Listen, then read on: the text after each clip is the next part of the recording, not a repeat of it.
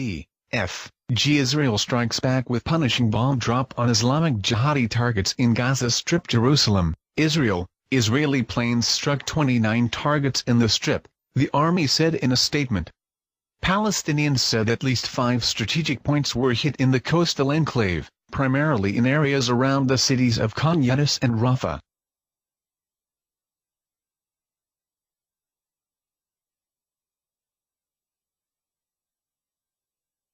If there is no quiet in our south, no quiet for the residents of Israel, there will be noise, lots of noise in Gaza, Prime Minister Benjamin Netanyahu said at a joint press conference with his British counterpart, David Cameron.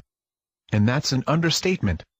Israel had warned that it would hit back hard at Gaza terror groups, after more than 50 rockets were fired at southern Israel. Among the IDF targets were bases of the armed wing of Islamic Jihad, which had claimed the rocket attacks throughout the Gaza Strip, Palestinian witnesses said. No Palestinian casualties were initially reported. Earlier, IDF tanks fired shells at targets in the EFG. All of our planes safely returned to their bases, the IDF said in a statement. The attack was carried out in retaliation for the massive ballistic bombardment of Israeli territory this evening.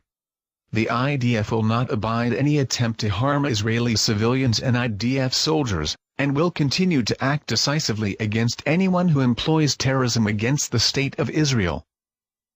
Israeli military sources said after the late-night retaliatory strikes that Israel would now wait to see how Hamas and Islamic Jihad responded. If there were no further rocket attacks on Israel, the current flare-up would be over. But if there was more rocket fire, Israel would again respond. As of late Wednesday night, the Israeli authorities had not cancelled school for children in the south Thursday. Although the rocket fire from Gaza subsided late in the evening, Israel raised its security alert in the south, and residents were told to stay within 15 seconds of rooms reinforced against rockets, amid indications that the dramatically escalated new round of confrontation was not over.